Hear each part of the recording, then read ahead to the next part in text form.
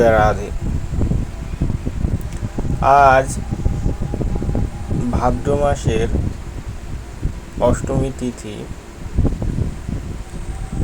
জন্মাষ্টমী, যার জন্মাষ্টমী নামে আমরা জানি ভগবান শ্রীকৃষ্ণের আবির্ভাব হয়েছিল। তো ভাগবতে জন্মাষ্টমীর যে ভগবানের লীলা করে গেছেন জন্মাষ্টমীর পরেও,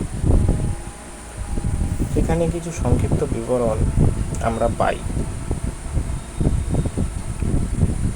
শুকদেব রাজা পরীক্ষিতকে যখন ভাগবতের কথা শ্রবণ করাচ্ছিলেন, তখন পরীক্ষিত শুকদেবকে বললেন, আপনি চন্দ্র সূর্য বংশের কথা এবং এই দুই বংশের রাজাদের পরম আশ্চর্যের চরিত্র কথা বললেন।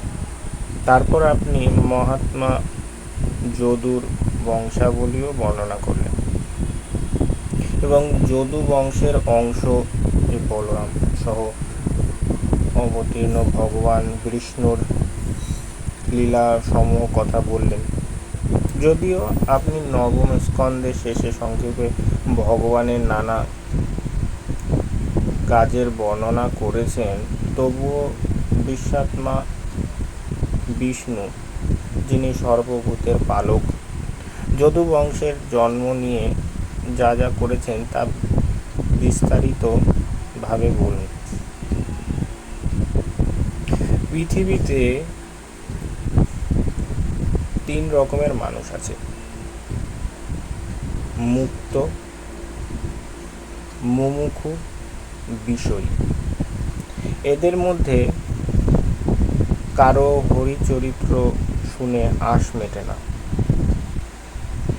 যত শোনে তত যেন হরি ভক্তির প্রতি তাদের লালসা জন্মে, ভগবানের কাছে যাবার ইচ্ছা আরও বেড়ে যায়। যিনি মুক্ত, তিনি সর্বদাই ভগবানের গুণ কথা কীর্তন করে। হরিকথা সংসার তাপের মহৌষধ বলে তা মুমুক্ষ মানুষদের মুখের উপায় এবং তা কানের ও মনের আনন্দদায়ক বলে বিষয়ীদের পরম বিষয়। আত্মঘাতী ও পশুঘাতী ছাড়া কে হরিনামে বিরক্তি হবে? আত্মঘাতী যারা পশুর মাংস খায়, তারাও তো এক ধরনের পশু, হিংস্র। তারা ছাড়া হরিনামে কথা শুনে বিরক্ত কেউ হয় না। তার উপায় আবার ভগবান শ্রীকৃষ্ণ তাদের কুল দেবতা, তাই তার কথা নিশ্চয়ই শোনা উচিত। আমার পিতামহ পাণ্ডবগণ তার চরণ দুখানি তরি রূপে পেয়ে অমর জয়ী ভীষ্ম প্রভৃতি মিতিতুল্য মহারথে পূর্ণ অতি ভীষণ কৌরব সৈন্য সাগরও গোশব্দের মতো অনায়াসে পার করেছিলেন। তিনি যে শুধু পাণ্ডবদেরই পাণ্ডবদেরই রক্ষা করে এমন নয়, পুরু পাণ্ডবদের সন্তান আমার এই শরীর মায়ের গর্ভে থাকার সময় যখন অশ্বত্থামা ব্রহ্মাস্ত্রে দগ্ধ হয়ে যাচ্ছিল, তখন আমার মা তার শরণাপন্ন হন। তিনি সুদর্শন চক্র দিয়ে মাতৃগর্ভে ঢুকে আমাকে রক্ষা করেন। দেখুন, কুরুক্ষেত্রের যুদ্ধ যখন অন্তিম পর্যায়ে, তখন অশ্বত্থামা দুর্যোধনকে খুশি করার জন্য পাণ্ডবদের অসৎভাবে বধ করার চেষ্টা করেছিল, কিন্তু দুর্ভাগ্যবশত সেখানে পাণ্ডবরা ছিল না, যারা পাণ্ডব পুত্র ছিল তারা ছিল। এই কথা শুনে সবাই, যারা মহারথী, অতি মহারথী, এমনকি দুর্যোধনও অশ্বত্থামার প্রতি একটু অসন্তুষ্ট হয়। ভগবান শ্রীকৃষ্ণ তার মণি যে ক্ষমতা তা নষ্ট করে দেয়। অশ্বত্থামা তখন তার ব্রহ্মাস্ত্র প্রয়োগ করে অভিমন্যু আর উত্তরার পুত্র, এখানে যে পরীক্ষিত আছে, ধর্মরাজ পরীক্ষিত, তখন তার উত্তরার গর্ভে ছিল, গর্ভ নাশ করার চেষ্টা করেছিল। ভগবান নিজের সুদর্শন চক্র মাধ্যমে যে উত্তরার গর্ভকে পুনর্জীবিত করে। দেখুন, সেই মায়ারূপী ভগবানের বীর্যের কথা যথার্থ বর্ণনা করুন। তিনি কালরূপে সমস্ত প্রাণীর অন্তরে এবং বাইরে থেকে মুক্ত বা সংসার ও মুক্তি দান করেছেন, তার কথা বলুন। প্রভু, আপনি একবার বললেন শঙ্কর্ষ রাম রোহিণীর পুত্র, মানে রাম মানে বলরাম, এখানে দাপরের রামচন্দ্রের কথা বলা হচ্ছে না, বলরাম যে রোহিণীর পুত্র, আবার তাকেই দেবকীর পুত্র বলেও বর্ণনা করলেন। দেহান্তর গ্রহণ না করে রোহিণীর পুত্র আবার কি করে দেবকীর পুত্র মানে গর্ভে এলেন? আর ভগবান মুকুন্দই বা কী করে পিতৃগণ থেকে ব্রজে যান? সাততপতি ভগবান জ্ঞানীদের সঙ্গে কোথায় বসে বাস করেছিলেন? কেশব ব্রজ ও মধুপুরে বাস করার সময় কি কি করেছিলেন? কংস তার মামা, তার বধযোগ্য নিশ্চয়ই না, তবে কি কারণে তিনি কংসকে বধ করলেন? পরম সুন্দর মানব দেহ ধারণ করে কত বৎসর শ্রীকৃষ্ণ যদুপুরে যাদবদের সঙ্গে বসবাস করেছিলেন? তার পত্নী বা কজন? মনু, আপনি সর্বজ্ঞ, আপনি এই সমস্ত কথা আমাদের বলুন। এরকমভাবেই রাজা পরীক্ষিত প্রশ্ন করছে। যদিও আমি জলগ্রহণ পর্যন্ত ত্যাগ করেছি, তবু আপনার মুখ নিঃসৃত হরিকথা মৃত পান করে প্রাণ ভরে উপবাসের আমার কোনো কষ্ট হচ্ছে না। সুত বললেন, ভগুনন্দন, এইসব প্রশ্ন শুনে সুখদেব পরীক্ষিতের প্রশংসা করলেন এবং কলির কলুষানাশক কৃষ্ণ চরিত্র বর্ণনা শুরু করলেন। তিনি বললেন, রাজর্ষি, তোমার বুদ্ধি উপযুক্ত বিষয়ে নিবিষ্ট হয়েছে, সেজন্যেই বসুদেবের কথা তোমার দৃঢ় অনুরাগ জন্মেছে। দেখুন, বসুদেব না, বাসুদেব। বসুদেব আর বাসুদেব এক নয়। বসুদেব হচ্ছেন বাসুদেবের পিতা। ভগবানের আর এক নাম বাসুদেব, আর ভগবানের পিতার নাম মানে দাপুর। ত্রেতার যে কৃষ্ণ, ভগবান শ্রীকৃষ্ণের আবির্ভাব হয়েছে, তার ইহযুগের পিতার নাম ছিল বসুদেব। বিষ্ণুর শ্রীচরণ থেকে উৎপন্ন গঙ্গা স্নান করলে যেমন মানুষের 3 পুরুষ পবিত্র হয়, তেমনি বাসুদেবের বিষয়ে প্রশ্নকর্তা, বক্তা এবং শ্রোতা এই তিনজনই পবিত্র করে। মহারাজ দর্পিত রাজার রূপধারী দৈত্যদের অসংখ্য সেনার ভারে পীড়িত হয়ে পৃথিবী ব্রহ্মার আসন্নপন্ন হয়েছিলেন। কাতর ও অশ্রুমুখী হয়ে পৃথিবী গাভীর রূপে ধরে ব্রহ্মার কাছে গিয়ে করুণ স্বরে কাঁদতে কাঁদতে তার নিজের দুঃখ জানালেন। ব্রহ্মা সব বৃত্তান্ত শুনে পৃথিবীকে নিয়ে ত্রিলোচন প্রভৃতি দেবতাদের সঙ্গে ক্ষীর সমুদ্রের তীরে গেলেন। সেখানে তারা সমাহিত চিত্তে পুরুষোক্ত মন্ত্রে দেব জগন্নাথ, সব কামনার ফলদাতা ও সব দুঃখের পবিত্রতা পরম পুরুষ ভগবানের উপাসনায় প্রবৃত্ত হলেন। কিছু পরেই ব্রহ্মার এক আকাশবাণী শুনতে পেয়ে দেবতাদের সম্বোধন করে বললেন, অমরগণ, পরম পুরুষ যা বললেন আমার কাছে তা শোনো ও অবিলম্বে সেই অনুসারে কাজ করো। পৃথিবীর যে কষ্ট হচ্ছে তা আমাদের আগেই পরম পুরুষ ভগবানের জানা হয়ে গেছে। তোমরা নিজ নিজ অংশে যদু বংশে জন্ম নাও। ঈশ্বরের ঈশ্বর শ্রীহরি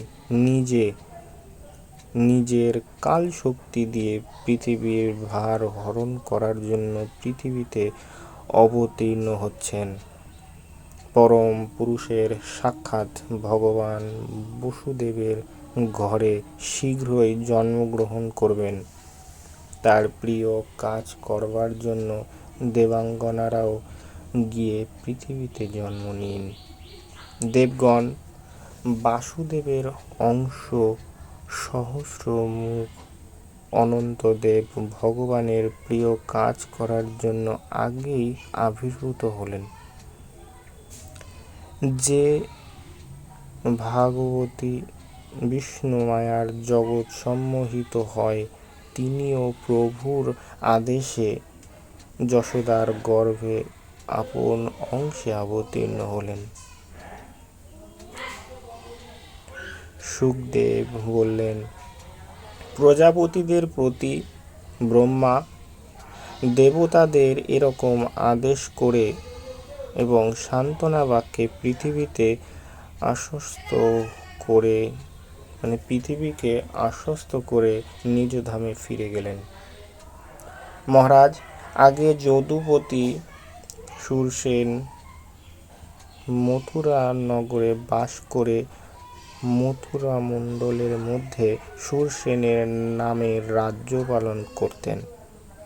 সেই থেকে এই মথুরা নগরী সমস্ত যাদবদের রাজধানী হয়। ভগবান শ্রীহরি সব সময় সেখানে বিরাজ করেন। শূর বংশের বসুদেব একসময় মথুরা নগরে বিবাহ করে নগরাপত্নী দেবকীকে নিয়ে রথে করে নিজ গৃহে যাচ্ছিলেন। উগ্রসেনের পুত্র কংস তার বোন দেবকীর প্রীতির জন্য রথের অশ্বরজ্জু ধরে শত শত স্বর্ণময় রথের পরিবৃত হয়ে রথ চালিয়ে যাচ্ছিলেন। দেখুন, কংস দুরাচারী ছিলেন, কিন্তু তবুও তিনি তার বোনের প্রতি একটু মায়াযুক্ত ছিল। কারণ নিজের বোনের বিয়ে হচ্ছে, নিজের বোন না হলেও বোনের বিয়ে হচ্ছে, আর সেই বোনকে যখন তার স্বামীর গৃহে নিয়ে যাচ্ছে, তখন সেই রথের যে সারথি, তাকে সরিয়ে দিয়ে কংস নিজে সেই রথ চালিয়ে তার জামাতা মানে বোনের স্বামীর গৃহে নিয়ে যাচ্ছেন। একটা খুশির মহল সেখানে তৈরি হয়েছিল। দেবকীর পিতা দেবক কন্যা বৎসল ছিলেন। তিনি মেয়ের বিদায়ের সময় সোনার মালায় অলঙ্কৃত 400 হাতি, 10,000 ঘোড়া, 1800 রথ ও নানা অলঙ্কারে ভূষিত 200 সুকুমারী দাসী যৌতুক দিয়েছিলেন। বর বধূর বিদায় যাত্রা শুরু হলে তাদের মঙ্গলের জন্য অসংখ্য শঙ্খ, তীর্য, খোল, দুর্দম্ভি ইত্যাদি বেজে উঠল। কংস বলগা ধরে যেতে থাকলে পথের মধ্যে এক অশরীরী বাণী তাকে সম্বোধন করে বললেন, অবোধ কংস, তুমি যাকে বহন করছিস সেই দেবকীর 8ম গর্ভের সন্তান তোকে হত্যা করবে। এই কথা শোনামাত্র পাপিষ্ঠ কংস ভগ্নীর প্রাণবধের উদ্দেশ্যে খড়গ হাতে ধরে চুলের মুঠি ধরল। মহামতি বসুদেব অবতার জন্ম নিলে খলের প্রতিকার সম্ভব হবে ভেবে এই নির্লজ্জ কুরু কংসকে কিছুটা শান্ত করার জন্য বললেন, বীর, তুমি ভোজ বংশের গৌরব, নানান বীরেরা তোমার প্রশংসা করেন। তুমি কি করে অবলা বোনকে বিধবা উৎসবের মধ্যে হত্যা করবে, মানে বিবাহ উৎসবের মধ্যে হত্যা করবে? হে বীর, মৃত্যুর ভয়ে কি তুমি তাকে হত্যা করতে উদ্যত হয়েছ? জন্ম নিলেই দেহটি মৃত্যু আছে, দেহীর মৃত্যু আছে। কেননা বিধাতা তার জন্মের সময় ললাটে লিখে দেন,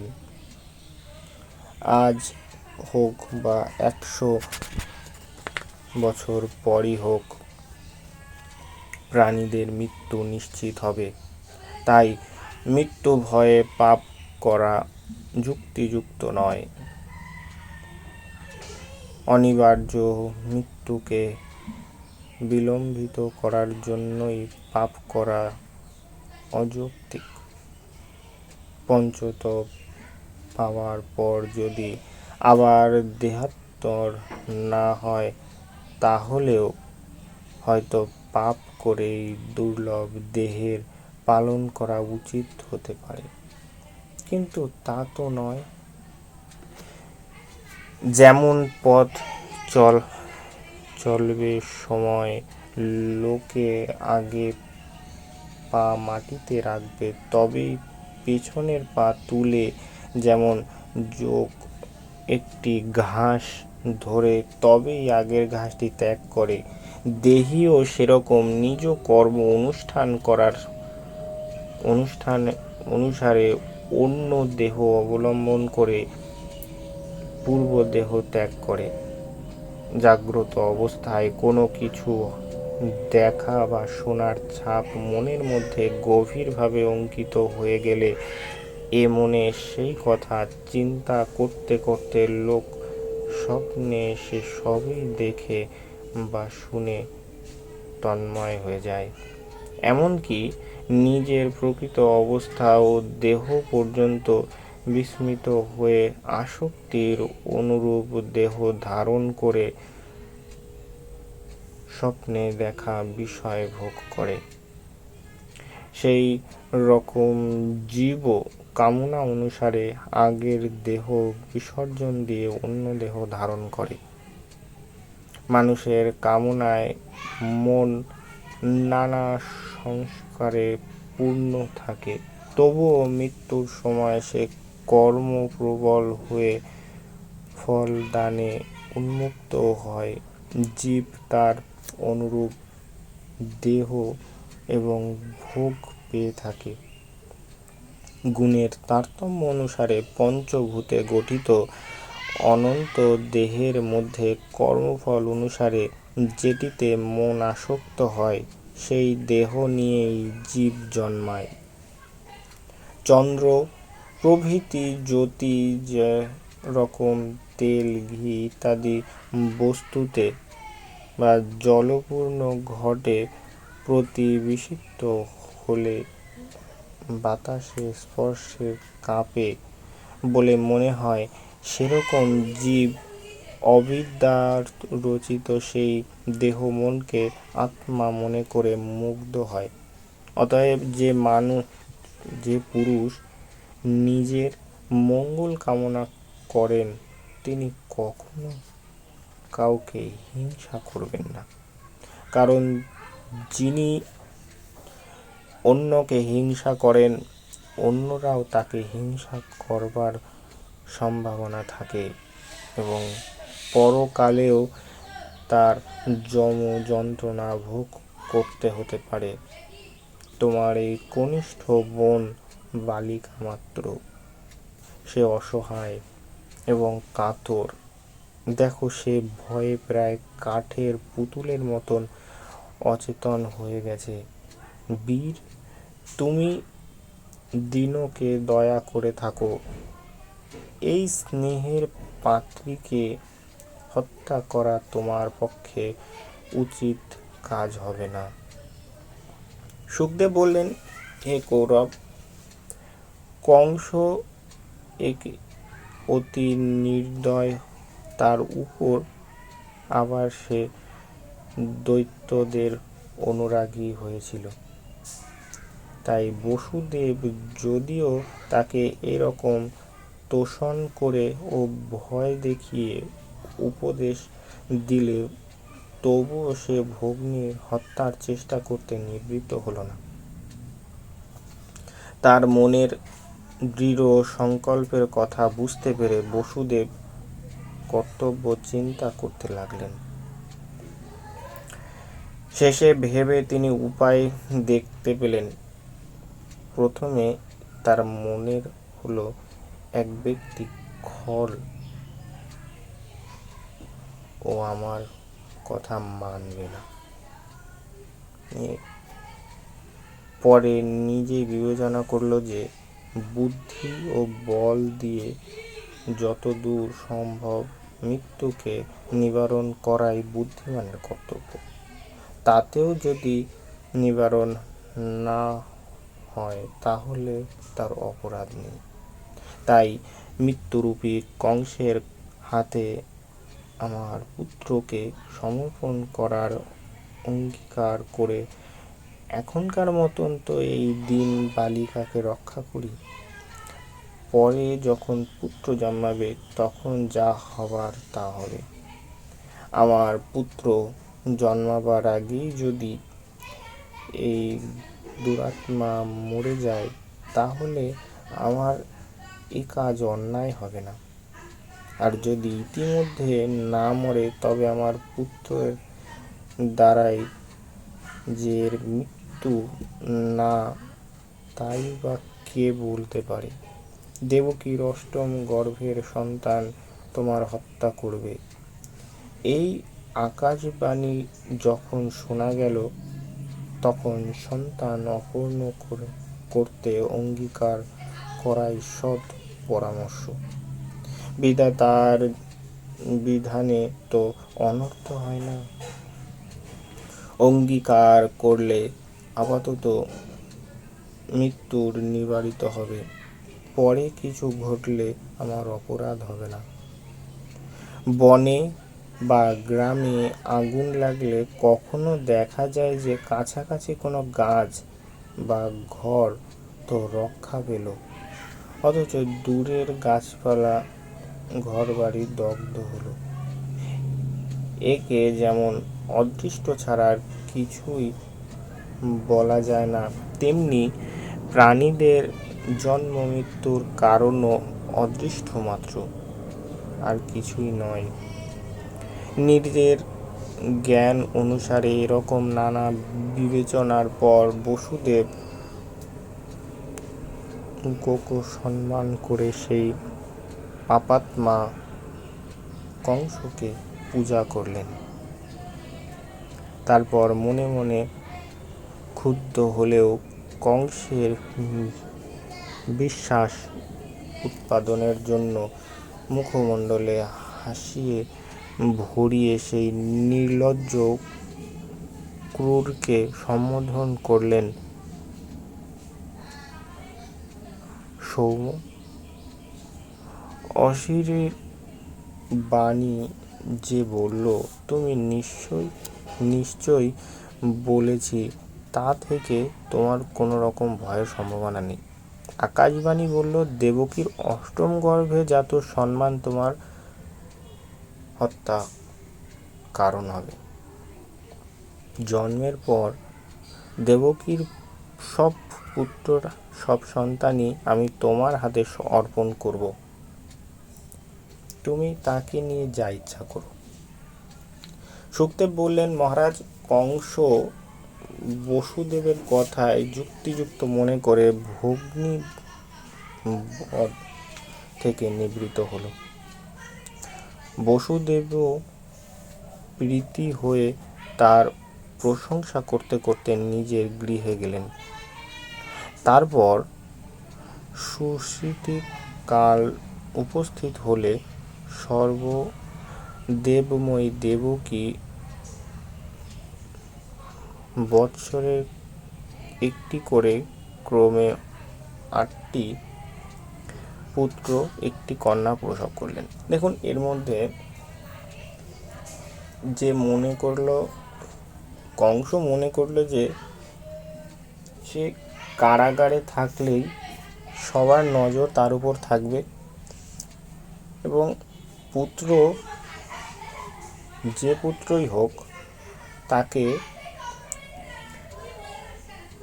অন্য আত্রে নিয়ে যেতে পারবে না।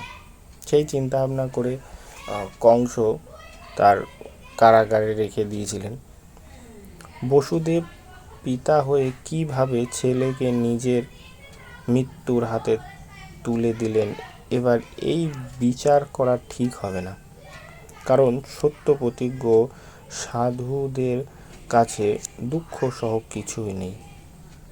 যারা ভগবানকেই একমাত্র সত্য বলে জানেন, তারা আর কিসের অপেক্ষা করবেন? অসৎ ব্যক্তি করতে পারে না, হেন কাজ নেই। আর যারা হৃদয়ে ভগবান হরিকে প্রতিষ্ঠিত করেছেন, তাদের কিছুই আত্মজানি। যাই হোক, বসুদেবের সাধুতা ও সত্য নিষ্ঠা দেখে কংস সন্তুষ্ট হলো এবং হাসতে হাসতে বলল, তুমি এই পুত্র নিয়ে যাও, এর থেকে আমার ভয় নেই। মানে প্রথম পুত্র যখন নিয়ে গেল, তখন বসুদেবকে কংস বলছে, আমার এই পুত্রের ভয় নেই, তোমার অষ্টম সন্তান থেকেই আমার মৃত্যু ভয়, জন্ম হলেই তাকে এনে দিও। এই কথা শুনে বসুদেব পুত্র নিয়ে চলে গেলেন। কিন্তু অসৎ কংসের এই কথায় তার পূর্ণ বিশ্বাস না হওয়া আনন্দ করতে পারলেন না। ব্রজপুরের নন্দ প্রভৃতি গোপ ও তাদের স্ত্রীরা, বসুদেব প্রভৃতি বিশ্বে সংযোগ দেবকী প্রভৃতির যদুশ্রী বসুদেব ও নন্দের উভয় কুলের যাত্রী, মানে জ্ঞাতি সুধৃতি বন্ধুরা, তারা কংসের অনুগত, তারা সকলেই দেবতা। একদিন নারদ কংসের কাছে এই কথা বলে এলেন এবং পৃথিবীর ভারস্বরূপ দৈত্যদের বধ করার জন্য দেবতারা উদ্যগ্ধ করছেন তাও জানালেন। দেবর্ষি চলে যাওয়ার পরই কংস, যদুরা, দেবতা এবং দেবকীর গর্ভজাত সন্তানরা নিজের মৃত্যুরূপী সাক্ষাৎ বিষ্ণুর কথা মনে করে তৎক্ষণাৎ বসুদেব ও দেবকীকে শিকলে বেঁধে কারাগারে আবদ্ধ করলেন। এদের যেমন একটি করে পুত্র জন্মাতে থাকল, কংস সেই পুত্রই বিষ্ণু আশঙ্কা করায় একটি একটি করে তাদের বধ করতে লাগল। মহারাজ, পৃথিবীতে কোন লোভী রাজাই ইন্দ্রিয় তৃপ্তি ও সুখভোগের জন্য মা বাবা, ভাই বোন, এমনকি সমস্ত বন্ধুদের পর্যন্ত হত্যা করতে সংকুচিত হয় না। কংসের পিতা উগ্রসেন যদুভোজ ও অন্ধক বংশের রাজা ছিলেন। কংস তাকে কারারুদ্ধ করে নিজে সমস্ত সুসেন রাজ্য ভোগে প্রবৃত্ত হল। বিষ্ণুর হাতে নিহত মহাসুর কালনেমিও এখন কংসরূপে জন্ম নিয়েছে। একথা জেনে সে কংস যদুদের সঙ্গে বিরোধ আরম্ভ করল। সুখদেব বললেন, মহারাজ, মগধরাজ জরাসন্ধের একান্ত আশ্রিত মহাবল কংস, প্রলম্ব, বক, চাণুর, তৃণাবৃত যারা অসুর আছে, অর্ঘ্য, মুষ্টিস, অরিষ্ঠ, দ্বিবিদ, পুতনা, কেশী, ধেনুক, বাণ, ভৌম প্রভৃতি অসুর রাজেদের সঙ্গে মিলিত হয়ে যদুদের পীড়ন করতে লাগল। তাতে ব্যক্ত হয়ে যদুরা কুরু, পাঞ্চাল, কেয়ক, শাল্য, বিদর্ভ, নিষদ, বিদেহ, কৌশল প্রভৃতি দেশে পালিয়ে গেলেন। কিছু জ্ঞাতি কংসের আজ্ঞাবহ হয়ে তারা সেবায় নিবিষ্ট হল। তারপর কংসের দ্বারা ক্রমে দেবকীর 6 পুত্র নিহত হলে ভগবান বিষ্ণুর কালস্বরূপ অনন্তদেব দেবকী সপ্তম গর্ভে প্রবেশ করলেন। সেই গর্ভ দেখে দেবকীর আনন্দ ও শোক দুই একসঙ্গে হল। দুষ্ট কংসের অত্যাচারে তার অনুগত যদুরা ভীত হয়েছেন জেনে বিষাদমা ভগবান যোগমায়াকে আদেশ করে দেবী গোপ ও গোস্বরূপে ভজিত ব্রজে চলে যান। বসুদেবের গৃহী রোহিণী গোকুলে নন্দের গৃহে বাস করছেন। শুধু তিনিই নন, বসুদেবের নানান স্ত্রীরাও কংসের ভয়ে ভীত হয়ে অলক্ষ্য স্থানে বাস করছেন। দেবকীর গর্ভে যে সন্তান আছে তাকে আকর্ষণ করে রোহিণীর উদরে সংস্থাপন করো। আকর্ষণ করে গর্ভ কিভাবে বেঁচে থাকবে সে আশঙ্কা করো না, কেননা তা অনন্ত নামে আমারই অংশ। পরে আমি পূর্ণরূপে দেবকীর পুত্রত্ব গ্রহণ করব। তুমি নন্দপুত্রী যশোদার গর্ভে জন্ম নিও।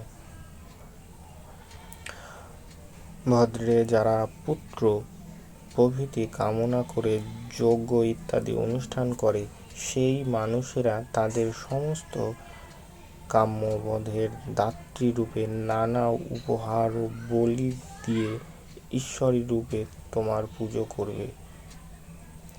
পৃথিবীতে মানুষরা নানা স্থানে তোমাকে প্রতিষ্ঠা করবে এবং দুর্গা, ভদ্র, কালী, বিজয়ী, বৈষ্ণবী, কুমদা, চণ্ডিকা, কৃষ্ণা, মাধবী, কনকা, মায়া, নারায়ণী, ঈশানা, শারদা, অম্বিকা এই সব নামে তোমাকে খ্যাত করবে, মানে এইসব নামে তোমাকে জানবে। দেবী তোমার দ্বারা আকৃষ্ট হয়েছে বলে এই গর্ভের শিশুকে পৃথিবীর লোকেরা শঙ্কর্ষণ বলবে। তিনি সব লোকের আনন্দ উৎপাদন করবে বলে তাকে রামও বলা হবে। এবার আবার বলের অধিক্যের জন্য লোকে তাকে বলভদ্র বলে ডাকবে। ভগবানের আদেশ পেয়ে যোগমায়া তাই করবেন বলে বাক্য শাসিত করে স্বীকার করে তারপর পৃথিবীতে গিয়ে সেই অনুসারে কাজ করলেন। যোগমায়া দেবকীর গর্ভ রোহিণীতে স্থানান্তরিত করলেন। পুরবাসীরা দেবকীর গর্ভপাত হলো মনে করে বিলাপ করতে লাগলো, কিন্তু তার প্রকৃত কারণ জানতে পারল না। তারপর ভক্তজনের অভয়দাতা বিশ্বাত্মা ভগবান শ্রীহরি পরিপূর্ণভাবে বসুদেবের মনে আবির্ভাব হলেন। বসুদেব সেই তেজ ধারণ করে সূর্যের মতন দেদীপ্যমান হয়ে উঠল। সমস্ত লোক তার তেজের অভিভূত হলো।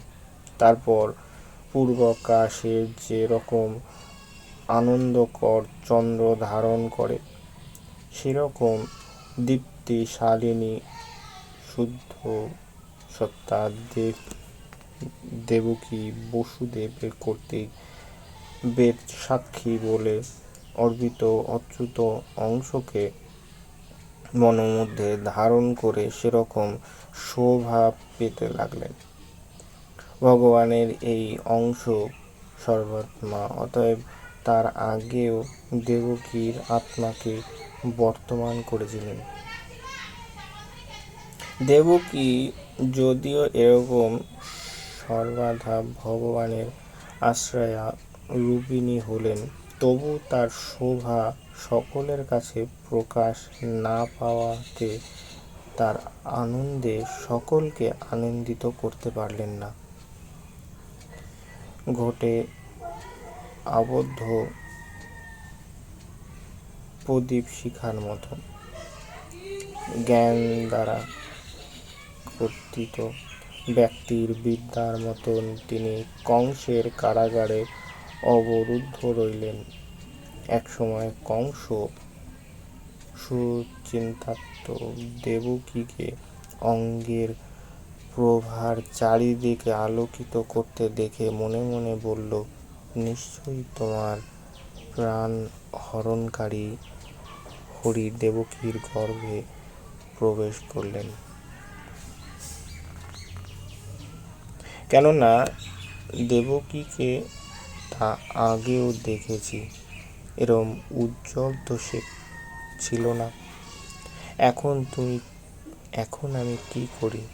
এই হরি দেবাকার্য সাধনের জন্য আবির্ভূত হয়েছেন। ইনি কখনো নিজের বিক্রম নষ্ট করবেন না। পরে অবশ্য আমার বধের জন্য পরাক্রম প্রকাশ করবে। আর আমি দেবকীকেও বধ করতে পারি না। সে আমার বোন, স্ত্রীলোক, তার উপর গর্ভবতী। সে বধ করলে যশ, কল্যাণ ও পরমায়া সবই নষ্ট হবে। যে লোক অত্যন্ত ক্রূরভাবে জীবন ধারণ করে সে প্রাণ থাকা সত্ত্বেও মৃত্যু তুল্য। লোকেরা নানা দুর্ভাগ্য বলে তাকে ধিক্কার দেয়, তার মৃত্যু কামনা করে। তার মারা গেলে দেহাভিমানী সেই পাপীর অন্ধকার নরক লাভ করে। এরকম ভেবে কিছুটা সংযত হয়ে কংস শ্রীহরির জন্মের প্রতীক্ষা করতে রইল। বসা, শোয়া, দাঁড়ানো, খাওয়া, ঘোরা, পান করা সব অবস্থাতেই সব ইন্দ্রিয়ে ঈশ্বর ভগবানের চিন্তা করতে করতে সমগ্র জগৎকে সে বিষ্ণুময় দেখতে লাগলো। দেখুন, এইগুলোই হচ্ছে বিপরীত ভক্তি, যে আমার প্রাণ নাশ করতে ভগবান আসছে, সেই জন্য সারাক্ষণ সারাদিন শুতে খেতে ঘুমের মধ্যেও সে ভগবানকে চিন্তা করছে।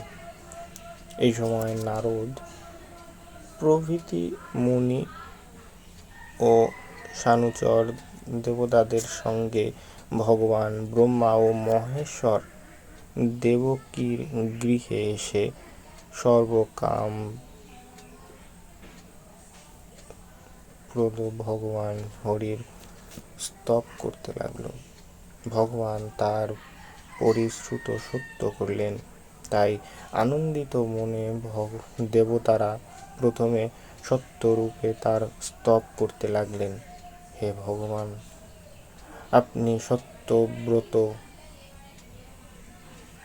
আপনার সংকল্প সত্য, সত্য দ্বারা শ্রেষ্ঠ লাভ আপনাকে পাওয়া যায়। আপনি তিন কালের সত্যরূপে রয়েছেন, কারণ আপনি সত্যের যোনি। তাই সৃষ্টির আগে আপনি ছিলেন, এখনো আকাশ প্রভৃতি পঞ্চভূতে অন্তর্যামী রূপে রয়েছেন। এতে সৃষ্টির সময় আপনার সত্যত্ব দেখা যাচ্ছে। আর আপনি এই সত্যের পারমার্থিক স্বরূপ, যেহেতু তার বিনাশে আপনি অবশিষ্ট থাকেন। এই প্রলয়ের সময়ও আপনার সত্যত্ব দেখা নিশ্চয়। আবার আপনি সত্যের বাণী ও সমদর্শনের প্রবর্তক। এরম সময় সবভাবেই আপনি সত্যত্বক হয়েছেন। আমরা সত্যরূপী আপনার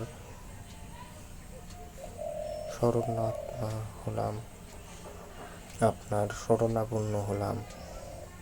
তাই দেহ প্রপঞ্চ আদি বৃক্ষের মতো। এর 1 আশ্রয়, 2 ফল, 3 মূলের, 4 রস, 5 জ্ঞান, 6 স্বভাব, 7 ত্বক, 8 শাখা প্রশাখা, 9 দ্বার এবং 10 প্রাণ। জীবাত্মা ও পরমাত্মা এই বৃক্ষে 2টি পাখি। এরম সময় একমাত্র আপনি এর কারণ, লয়, স্থান ও পালক। যাদের জ্ঞান আপনার মায়ার আচ্ছন্ন, তারা আপনাকে নানাভাবে দেখে থাকে, কিন্তু বিদ্বানেরা এরকম দেখেন না। আপনি জ্ঞান স্বরূপ আত্মা, চরাচর জগতের কল্যাণের জন্য সময়ে সময়ে নানা রকম মুক্তি গ্রহণ করে থাকেন। আপনার এই সত্যগুণাত্মক মূর্তি ধার্মিক লোকেরা সুখ সাধন ও খলদের বিনাশ করো। হে অম্বুজাক্ষ, আপনি নির্মল সত্যরূপে ধাম ও বিবেকী পুরুষেরা সমাধি যোগ্য আপনার চরণ রূপ তরুণী আশ্রয় করে সংসার সাগরে গোসাপের মতো তুচ্ছ জ্ঞান করেন। পূর্বেও মহাজন্মাত্রই আপনার শ্রীচরণে সেবারূপে গ্রহণ করেছিলেন। হে স্বপ্রকাশ প্রভু, আপনি কৃপা সিন্ধু। ভক্তেরা আপনার কৃপায় ভবসাগর পার হয়ে আপনার চরণতরি এখানেও রেখে যান, কেননা সর্বভূতে তাদের অপার করুণা। হে অরবিন্দলোচন, যারা আপনাকে ত্যাগ করে নিজেদের মুক্ত বলে অভিমান করে তাদের বুদ্ধি বিশুদ্ধি নয়। তারা আপনাকে জন্মের কঠোর তপস্যা মুখের দ্বারা উপস্থিত হয়েও একমাত্র আপনার প্রতি বিমুখতার দোষে আবার অধঃপতনে যায়। কিন্তু মাধব, যারা আপনার ভক্ত, আপনার সঙ্গে সৌহার্দ্য বন্ধনে আবদ্ধ, তাদের সেরকম দুর্গতি হয় না। তারা আপনার দ্বারা সুরক্ষিত থেকে নির্ভয়ে বিঘ্নকারীদের মাথায় পা দিয়ে বিচরণ করে। আপনি স্থিতির সময় বিশুদ্ধ রূপে শরীর ধারণ করেন। লোকে বেদ অধ্যয়ন, ক্রিয়াযোগ, তপস্যা ও সমাধি এই চতুরাশ্রম ধর্ম পালন করে আপনার পূজা করে থাকেন। আপনি যদি শত শরীর আশ্রয় না করতেন তাহলে কর্মফল সিদ্ধি হতে পারত না। অজ্ঞান ও ভেদের বিনাশ সাধক বিজ্ঞানও উৎপন্ন হতে পারত না। যার সান্নিধ্যে সে গুণময় বুদ্ধি প্রভৃতি প্রকাশ পাচ্ছে এবং অচেতন হয়েও সচেতনের মতন সমস্ত বস্তুকে প্রকাশিত করছে, আপনি সেই সর্বসাক্ষী বুদ্ধি প্রভৃতি আদি অধিষ্ঠাতা। যারা আপনার শুদ্ধ সত্য মূর্তির সেবা করেন, সেই সকল সেবকদের হৃদয়ে আপনি স্বয়ং প্রকাশিত হন। হে ভগবান, গুণ কর্ম জন্ম দিয়ে আপনার নাম ও রূপ নিরূপণ করা যায় না, কেননা আপনি তারও সাক্ষী। আপনার গতি মন ও বাক্যের অনুমেয় মাত্র। তবু হে দেব, উপাসনা প্রভৃতি ক্রিয়াযোগ আপনাকে সাক্ষাৎ দর্শন করতে পায়, এরকম প্রসিদ্ধি আছে।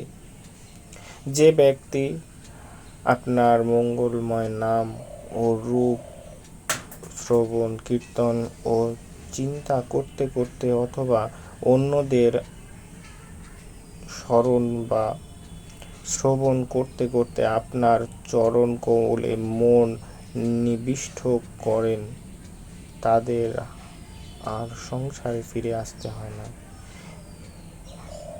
হে হরি, আপনি ঈশ্বর। আপনার আবির্ভাব মাত্রই আপনার চরণভৃত ধরণী ভার পতিত হল।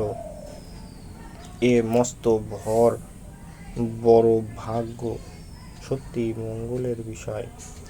ভগবান, আপনি কৃপা করে ধ্বজ, বজ্র ও সুপ্রভৃতি চিহ্নযুক্ত কোমল চরণে পৃথিবী ও সুরলোককে চিহ্নিত করলেন। হে ঈশ্বর, আপনি অসংসারী, আপনার জন্মের কারণ লীলা ছাড়া আর কিছুই নয়। আসলে জীবাত্মারও জন্মাদি কিছুই নেই। আপনি অন্য সময় মৎস্য, অশ্ব, কচ্ছপ, বরাহ, নৃসিংহ, হংস, ক্ষত্রিয়, ব্রাহ্মণ ও দেবতা এই সব যোনিতে অবতার রূপে আবির্ভূত হয়ে আমাদের ও ত্রিভুবনকে যেভাবে পালন করেছেন, এখনও ভূমির ভার হরণ করে সেভাবেই রক্ষা করুন। হে যদু শ্রেষ্ঠ, আপনাকে বন্দনা করি। হে অশ্ব, ভাগ্যক্রমে পরম পুরুষ সাক্ষাৎ ভগবান আমাদের মঙ্গলের জন্য তোমার গর্ভে এসেছে। অম্ব, এখানে দেবতারা দেবকীকে উদ্দেশ্য করে বলছে, হে অম্ব, ভোজপতি কংসের মৃত্যুর ইচ্ছা হয়েছে। তাকে আর ভয় পেও না। তোমার আত্মজ যদুদের রক্ষাকারী হবেন। মহারাজ, যার রূপে সর্বজীবের আত্মস্বরূপ, এইভাবে সেই পুরুষের যথার্থ স্তব করে দেবতারা ব্রহ্মা ও মহেশকে সম্মুখে রেখে সেখান থেকে প্রস্থান করলেন। যা রাধে। পরের দিন শ্রীকৃষ্ণের জন্ম নিয়ে আরও কথা আমরা শুনব। জয় রাধে, নিতাই গৌর হরি বল। রাধে রাধে।